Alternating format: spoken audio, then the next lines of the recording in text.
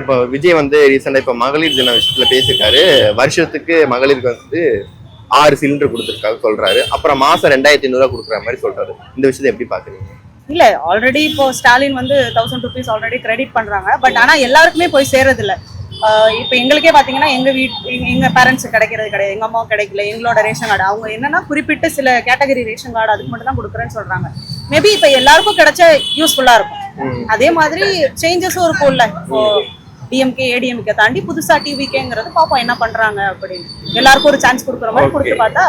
அது இல்லாம அண்ணன் சீருன்னு ஒன்று சொல்லியிருக்காரு. அதாவது பிறக்கிற குழந்தைகள் வந்து ஒரு மோதிரம் போடுற மாதிரி தங்க மோதிரம் மாதிரி சொல்லியிருக்காரு. பண்ணா நல்லது தானே எதுவும்.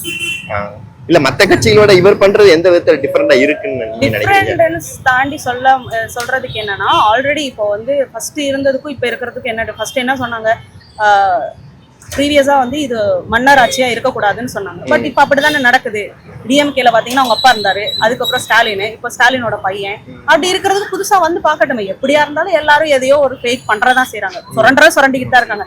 இவர் புதுசா வந்து என்ன பண்றாருன்னு ஒரு சான்ஸ் கொடுத்து பாக்குறதுல தப்பு இல்லை. ஏன்னா விஜயகாந்த் வந்தாரு, அது எலெக்ஷன் டைம்ல அவர் இப்படிதான் போட்டு பாடாப்படுத்தினாங்க. இப்போ த்ரிஷா கான்ட்ரவர்சி வருது, அது நான் தப்போ சரின்னுலாம் சொல்லல. பட் சாதாரணமா நார்மலா கூட இருக்கலாம். அது பப்ளிசிட்டி ஏன் இப்ப படுத்தணும்? ஸோ மேபி அது யாரு பண்றான்னு தெரியல.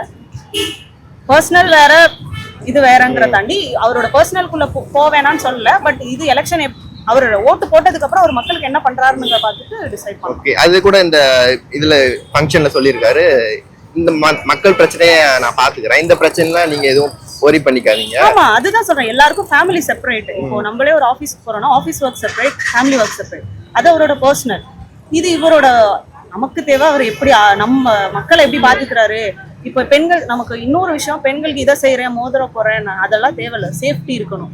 நைட்டு நம்ம நடந்து போறோம் அப்படின்னா ஒரு பொண்ணு நைட்டுல இப்ப பகல்லே நடந்து போக முடியல, ஒரு இடத்துல பாக்குற பார்வையில இருக்கட்டும், பேசுற விதத்துல இருக்கும், அதெல்லாம் இல்லாம ஸ்ட்ரிக்டா ஆக்ஷன் எடுத்தாங்க அப்படின்னா ஓகே.